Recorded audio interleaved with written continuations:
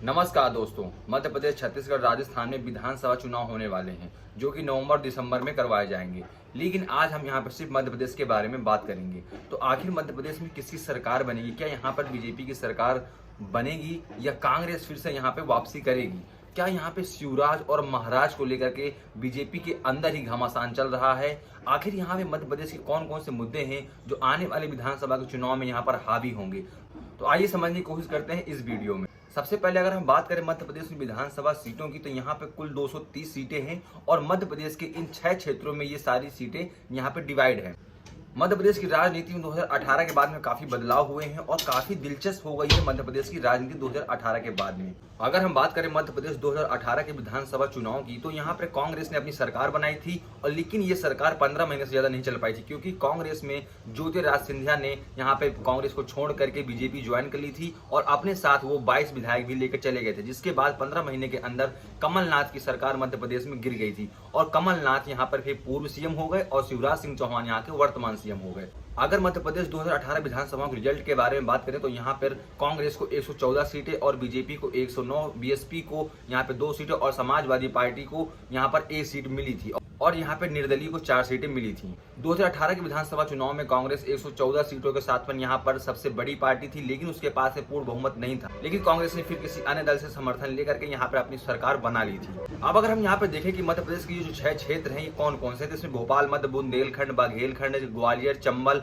महाकौशल और मालवा निमाड़। अगर बात करें 2018 में इन 6 क्षेत्रों में से किस पार्टी को कितनी सीटें मिली थी, तो भोपाल मध्य में कुल 35 सीटें हैं, जिसमें से कांग्रेस को 17 और बीजेपी को 18 मिली थी। बुंदेलखंड में कुल 26 सीटें हैं, लेकिन यहाँ पर कांग्रेस को सिर्फ 7 सीटें और बीजेपी को 17 सीटें मिली। अगर बात करें ग्वालियर चंबल एरिया की, तो यहाँ पर कांग्रेस से काफी वर्चस्व रहा है, क्योंकि यहाँ पे जो सिंधिया फैमिली थी उस वजह से यहाँ पे कांग्रेस को हमेशा से यहाँ पे अच्छी मेजोरिटी मिलती आई है। तो यहाँ पे ग्वालियर चंबल में 34 सीटें हैं, जिसमें से कांग्रेस को 26 और बीजेपी को मात्र यहाँ पे 7 सीटें मिली थी। और अगर हम बात करें बघेलखंड की, तो यहाँ पर 33 यहाँ पर सीट हैं और जिसमें से आईएनसी यानी इंडियन नेशनल कांग्रेस को यहाँ पर 6 सीटें और बीजेपी को यहाँ पर 24 सीटें मिली थी। और महाकौशल में टोटल 39 सीटें, जिसमें से कांग्रेस को 24 और बीजेपी को 13 मिली। और मालवा निमाड़ में 63 सीटें हैं, जिसमें से आईएनसी यानी कांग्रेस को 35 सीटें और यहाँ पर बीजेपी को मात्र 27 सीटें ही मिल पाई थी। अगर हम बात करें मध्य प्रदेश की, तो यहाँ पर एससी, एसटी और ओबीसी का जो वोट है वो बहुत इंपॉर्टेंट वोट है यहाँ पर, और इसी वजह से कांग्रेस और बीजेपी लगी हुई है जाति समीकरण फिर बैठाने में कि कैसे यहाँ पर जाति समीकरण बैठाया जा सके। लेकिन यहाँ पर मध्य प्रदेश की राजनीति में एक ट्विस्ट आ गया है 2019 के बाद में। जिस प्रकार आप राजस्थान में देखते हैं कि कांग्रेस के अंतर्गत राजनीतिक संघर्ष चल रहा है, जिसमें अशोक गहलोत और सचिन पायलट के बीच में, उसी प्रकार मध्य प्रदेश में 2019 से यहाँ पर ज्योतिरादित्य सिंधिया की बीजेपी में एंट्री होने से यहाँ पे बीजेपी के अंदर भी शिवराज वर्सेस महाराज होने लगा है। बीजेपी के अंदर शिवराज सिंह चौहान और ज्योतिरादित्य सिंधिया के बीच में राजनीतिक संघर्ष इस मुद्दे पर देखा जा सकता है कि आखिर मध्य प्रदेश में सीएम कैंडिडेट कौन होगा, क्योंकि अभी हाल फिलहाल में मध्य प्रदेश में जितनी बैठकें हुई हैं उन बैठकों में यहाँ पे पत्रकारों के द्वारा अमित शाह ने एक बैठक की थी, जिसमें अमित शाह से क्वेश्चन किया गया था कि आखिर सीएम का कैंडिडेट कौन होगा मध्य प्रदेश में, लेकिन अमित शाह ने इसके ऊपर टॉल मटोल करके जवाब दिया था। तो मध्य प्रदेश की राजनीति में एक ट्विस्ट तो आ ही चुका है। तो ये कहा जा रहा है कि बीजेपी के अंदर अब राजनीतिक घमासान शुरू हो गया है। अब बीजेपी के अंदर ही शिवराज वर्सेस महाराज हो गया है, क्योंकि ज्योतिरादित्य सिंधिया की वजह से बीजेपी में शामिल हुए जो कांग्रेस के नेता हैं उन्होंने अपने बयान जारी किए हैं, जिसमें उन्होंने कहा है कि हम बीजेपी में इस वजह से शामिल हुए थे कि ज्योतिरादित्य सिंधिया को सीएम बनाया जाएगा। और वो ये भी कह रहे हैं कि अब वो अपने आप को ठगा हुआ महसूस कर रहे हैं, क्योंकि उनको अब टिकट के लिए भी इधर उधर दौड़ना पड़ रहा है। अब इसके रिजल्ट भी देखने को मिल रहे हैं। अभी 1 महीने के अंतर्गत 4-5 ऐसे जो नेता हैं जो कांग्रेस छोड़ करके बीजेपी में गए थे, तो वापसी करके उन्होंने कांग्रेस को ज्वाइन कर लिया है। तो ये कहना अब गलत नहीं होगा कि बीजेपी की मुश्किलें मध्य प्रदेश में बढ़ गई हैं, क्योंकि अगर बीजेपी यहाँ पर ज्योतिरादित्य सिंधिया को यहाँ पे सीएम कैंडिडेट बनाती है, तो शिवराज सिंह चौहान के समर्थक और जो वरिष्ठ बीजेपी के नेता हैं वो यहाँ पर नाराज हो जाएंगे बीजेपी से। और अगर यहाँ पर बीजेपी ने शिवराज सिंह चौहान को आगे रखा, तो जो ज्योतिरादित्य सिंधिया का चंबल ग्वालियर का जो एरिया है वहां पर बीजेपी का इम्पैक्ट पूरा खत्म हो जाएगा। प्लस जो 20-22 विधायक आए थे, तो हो सकता है कि वो भी यहाँ पर बीजेपी का साथ छोड़ दें।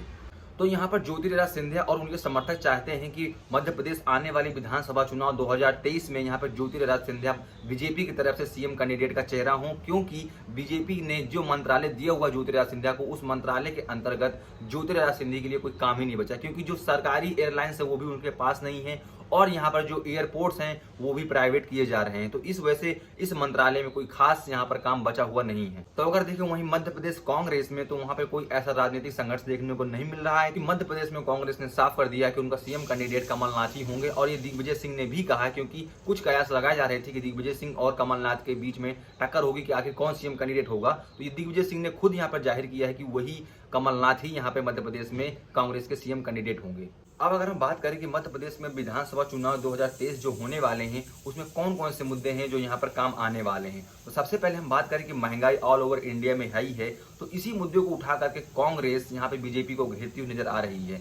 और लेकिन इस महंगाई के मुद्दे को तोड़ने के लिए शिवराज सिंह चौहान ने लाडली बहन योजना जैसी ऐसी कई अनेक योजनाएं जिनके तहत यहाँ पे मध्य प्रदेश की जनता को पैसे दिए जा रहे हैं। और यहाँ पर दूसरा सबसे बड़ा मुद्दा और कांग्रेस घेर रही है, जिसमें यहाँ पर अभी एक आदिवासी व्यक्ति के ऊपर यहाँ पे उसके ऊपर पेशाब कर दिया गया था। तो इस मुद्दे को भी कांग्रेस यहाँ पर काफी बढ़ा चढ़ा करके मुद्दा बनाए हुए है कि आदिवासियों के ऊपर अत्याचार कर रही है बीजेपी गवर्नमेंट है। और जो ग्वालियर चंबल बुंदेलखंड का एरिया है यहाँ पे ओबीसी का वोट काफी ज्यादा है। तो इस वजह से बीजेपी ने अपने 39 कैंडिडेट की लिस्ट यहाँ पर जारी कर दी है जो इनके उम्मीदवार हैं, क्योंकि इसी एरिया में बीजेपी को पिछली बार हार भी मिली थी।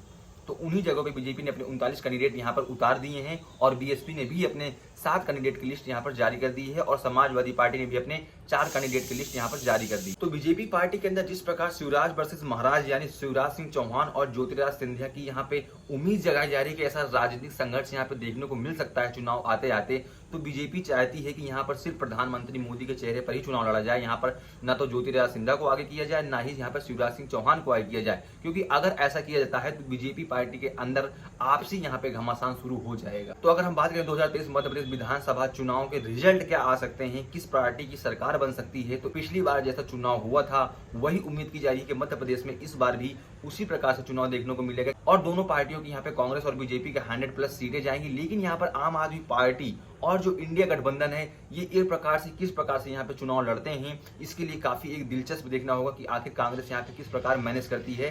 क्योंकि यहाँ पर केजरीवाल ने बोल दिया कि यहाँ पे चाचा की एंट्री हो गई है आम आदमी पार्टी के द्वारा, तो वहाँ पे आकर के वो अपनी फ्री बिजली जैसी ऐसी योजनाएं, पानी वानी सारी जो दिल्ली में वो प्रोवाइड करवा रहे हैं, पंजाब में प्रोवाइड कर रहे हैं, तो वही आके वहाँ पे उन्होंने देने का वादा किया है। तो यहाँ पर मध्य प्रदेश की राजनीति काफी इंटरेस्टिंग हो गई है और कांग्रेस जो अपने 5 पहले गारंटी दी थी उस गारंटी को बढ़ा करके उन्होंने अब 11 गारंटी कर दी। इन सारी गारंटियों को आप देख सकते हैं, यहाँ पे स्क्रीनशॉट लगा हुआ है। तो अगर हम बात करें रिजल्ट की, तो अगर बीजेपी के अंदर शिवराज वर्सेस महाराज होता है यानी शिवराज सिंह चौहान वर्सेस ज्योतिरादित्य सिंधिया होता है तो यहाँ पर कांग्रेस बाजी मार जाएगी और कांग्रेस की यहाँ पे सरकार बन सकती है। लेकिन अगर यहाँ पे सिर्फ बीजेपी मोदी का चेहरा लेकर के आगे बढ़ती है तो हो सकता है कि चुनाव काफी टक्कर वाला हो सकता है, अर्थात यहाँ पर बीजेपी और कांग्रेस के बीच में काफी टक्कर देखने को मिल सकती है। तो हो सकता है कि यहाँ पर पूर्ण बहुमत से दोनों ही पार्टियां चूक जाएं और किसी अन्य दल की यहाँ पे सहायता लेनी पड़े सरकार बनाने के लिए। तो ये रहा मध्य प्रदेश की राजनीति कुछ हालचाल जो कि आने वाले समय में और यहाँ पे हालचाल बदलते हुए नजर आ रहे हैं, क्योंकि जिस प्रकार यहाँ पे शिवराज वर्सेस महाराज हो रहा है तो चुनाव आते आते यहाँ की राजनीति और क्या क्या करवटें लेती है और क्या क्या यहाँ पे चेंजेस आते हैं, तो उसके बारे में हम यहाँ पे आकर के आपको सूचित करते रहेंगे। तो हम अगला वीडियो अपना छत्तीसगढ़ और राजस्थान के जो विधानसभा चुनाव होने वाले उनके ऊपर लाने वाले हैं। प्लीज आप अगर ऐसी वीडियो देखना चाहते हैं तो आप हमारे चैनल को सब्सक्राइब कर सकते हैं और हमारी इस वीडियो को अपने मध्य प्रदेश में रहने वाले दोस्तों को और भारतीय राजनीति में इंटरेस्ट रखने वाले दोस्तों को शेयर कर सकते हैं। बहुत बहुत धन्यवाद, मिलते हैं नेक्स्ट वीडियो में।